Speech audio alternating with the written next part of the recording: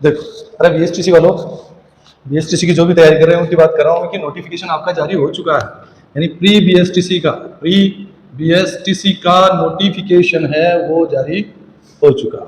Okay, देखा होगा आपने कि 10th जुलाई से आपके जो फॉर्म है वो अप्लाई होंगे और 13 जुलाई इनकी लास्ट डेट।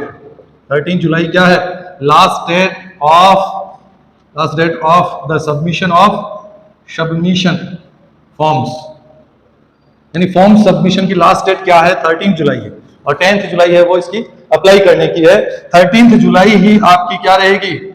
चालान की रहेगी, यानी जो फी चालान है वो उसकी लास्ट डेट भी क्या है? 13 जुलाई है। अब आप कहोगे सर फीस क्या है? तो देखो यहाँ पर दो है, एक तो संस्कृत डिपार्टमेंट का बीएसटीसी है, संस्कृत डिपार्टमेंट, और एक जनरल डिपार्टमेंट का बीएसटीसी है। ठीक है, अगर अलग अलग आप करते हो तो 450 रुपए का फी आपको भरना पड़ेगा। अगर दोनों का बोथ आप बोथ वाला सिलेक्ट करते हो तो 500 का चालान आपका इसमें कटेगा। तो बीएसटीसी वालों के लिए मैं स्पेशल कह रहा हूं कि आपका नोटिफिकेशन है वो जारी हो चुका है, अब तैयारी में लग जाओ। तैयारी ऐसी करो, ऐसी तैयारी करो कि आपके अच्छे मार्क्स आए, आपको मनचाही कॉलेज मिल जाए और साथ में ही आपकी रीट की भी अच्छी तैयारी हो जाए। तो ऐसी तैयारी करो, ज्यादा समय नहीं है, तैयारी तो आप कर रहे हो, काफी समय से कर रहे हो, लेकिन अब ज्यादा समय नहीं है, आपके 2 या 2.5 महीने में एग्जाम हो जाएगा। तो अच्छे से तैयारी करो, है ना। जिसको जितने ज्यादा मार्क्स चाहिए उसको उतनी ही ज्यादा तैयारी करनी होगी, क्योंकि वो एक कहा भी जाता है ना, जितना बड़ा एम या जितना बड़ा गोल और उतना ही ज्यादा वर्क हार्ड आपको करना होता है, क्योंकि without hard work nothing is possible. यानी आप बिना काम की कुछ हासिल ही नहीं कर सकते, बिना क्रम किए कुछ नहीं कर सकते, क्योंकि कुछ पाने के लिए कुछ खोना पड़ता है, नींद और भूख, घर, सब आपको त्यागना पड़ेगा, है ना। संस्कृत में लिखा हुआ ना, जैसे क्या, अरे संस्कृत में लिखा हुआ होता ना, क्या लिखा होता है? अल्पाहारी उग्र त्यागी, स्वान निंद्रा बको ध्यानम, स्वान निंद्रा, काक चेष्टा देख। और ये पांचों के पांचों क्या है? काक चेष्टा, बको ध्यानम, स्वान निंद्रा, अल्पाहारी, गृह त्यागी, विद्यार्थिनो चतुर लक्षणम। यानी आप अगर विद्यार्थी हो तो आपको स्वान जैसी निद्रा चाहिए, स्वान निद्रा यानी कुत्ते जैसी नींद, काक चेष्टा यानी बगुले जैसी, कौवे जैसी चेष्टा चाहिए, और बको ध्यानम, बगुले जैसा ध्यान चाहिए। ग्रह त्यागना पड़ेगा, कम खाना पड़ेगा, कम खाओगे तो नींद नहीं आएगी, है ना, ज्यादा खाओगे तो नींद आएगी, और नींद नहीं आएगी तो आप पढ़ोगे, और जितना ज्यादा आप पढ़ोगे उतने अच्छे आपके मार्क्स आएंगे, क्योंकि रिजल्ट, कोई भी रिजल्ट होता है वो आपकी तैयारी पे डिपेंड करता है, जितनी अच्छी तैयारी उतना ही अच्छा रिजल्ट। तो मैं आज आपको स्पेशल फॉर बीएसटीसी एक टॉपिक बता रहा हूं, कॉम्प्रीहेंशन।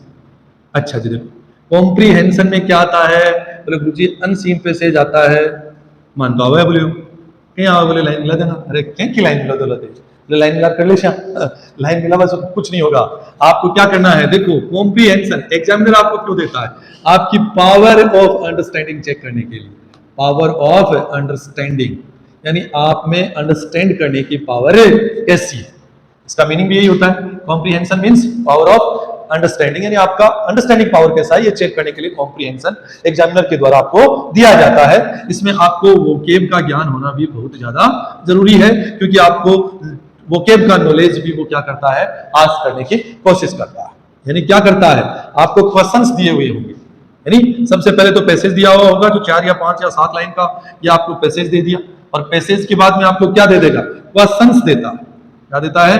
क्वेश्चंस देता है बच्चों, जिनमें एक या दो क्वेश्चन तो जो हेल्पिंग वर्ब से शुरू होने वाले होते हैं, वो होते हैं जिनका आंसर आपको यस या नो में देना होता है। अच्छा, और 3 से लेकर 5 क्वेश्चन तक आपको WH टाइप के दे देता है, और फिर आपको 1 या 2 क्वेश्चन आपको वोकेब से रिलेटेड अगला देगा, और वोकेब में आपको सिमिलर वर्ड पूछ लेगा, सिमिलर वर्ड्स ये पूछ सकता है, ऑपोजिट्स पूछ सकता है, वन वर्ड भी आपको पूछ सकता है। ये उसके ऊपर डिपेंड करता है कि वोकेब में आपको क्या पूछेगा। तो आपको एक अंडरस्टैंडिंग की पावर अच्छी होनी चाहिए और एक वोकेब आपकी अच्छी होनी चाहिए। अब बात करते हैं अपन एचवी वाली। तो एचवी आपको पता है डू, डज, डिड 3 तो ये होती है, इज, एम, आर और वॉज, वर 5 ये होती है, और हैज, हैव, हैड 3 ये होती है। और जितने भी मॉडल्स हैं, मॉडल कितने हैं? 13 है सर, और 11 ये हो गई, यानी 24 जो आपकी हेल्पिंग वर्ब होती है। अगर क्वेश्चन इनसे, क्वेश्चन आपका है वो बिगिन होता है इनसे, बिगिन्स विद 24 हेल्पिंग वर्ब्स, इनमें से किसी भी एक हेल्पिंग वर्ब से अगर शुरू होता है तो आपका आंसर यस या नो में होगा।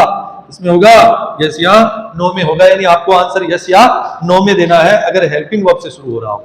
और अगर आ जाए WH वर्ड से, इससे आ जाए WH वर्ड से शुरू हो रहा हो, देखो कैसे WH वर्ड में आ जाता है हु में आपको क्या बताना होता है? सब्जेक्ट बताना होता है, और सब्जेक्ट आपका क्या होता है? या तो होगा नाउन या होगा आपका प्रोनाउन। दूसरा देखो हुम में आपको ऑब्जेक्ट बताना होता है, और ऑब्जेक्ट में कौन सा? इनडायरेक्ट, ये भी आपका नाउन या प्रोनाउन होगा, ठीक है जी। और व्हाट है, व्हाट से भी आपको क्या बताना होता है? ऑब्जेक्ट बताना होता है, वो भी आपका कौन सा? Direct object.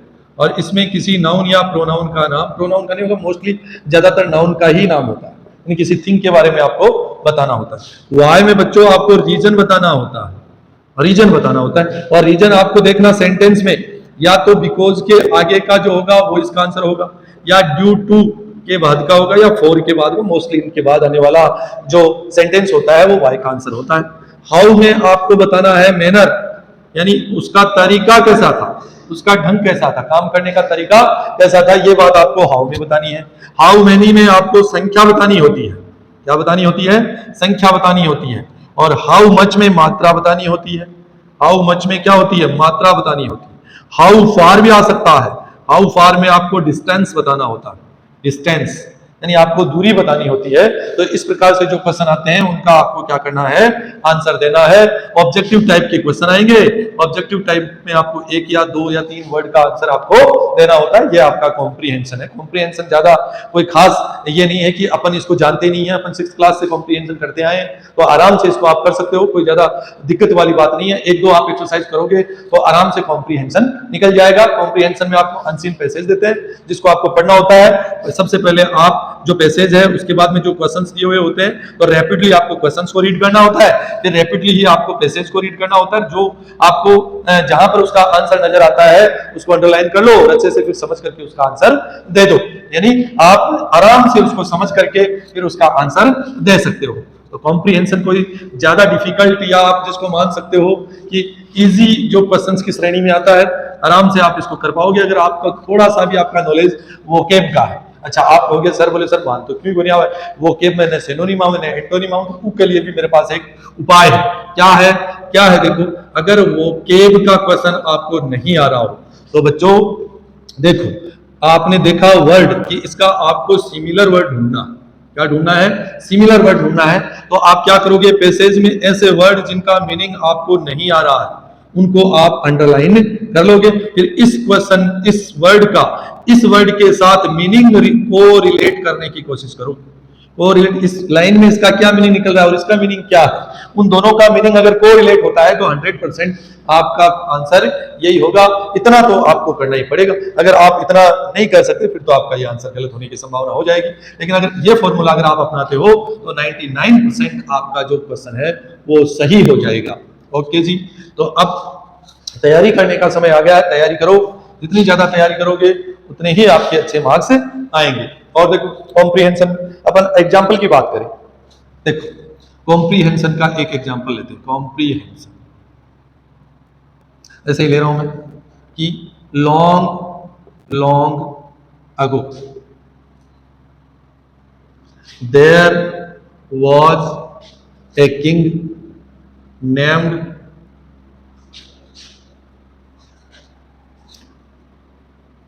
दशरथ,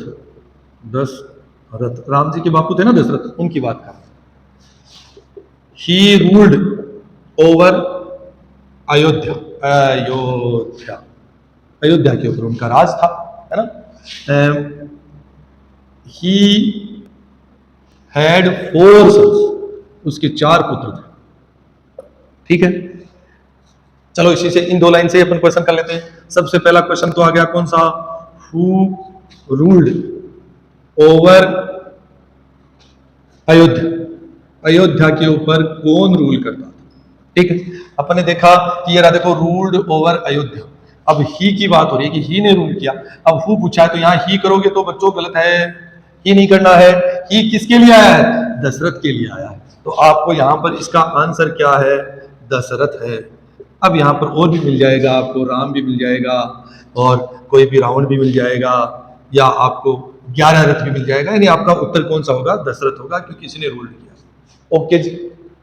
अच्छा, फिर अपन बात करते हैं कि आपको पूछ ले कि फाइंड आउट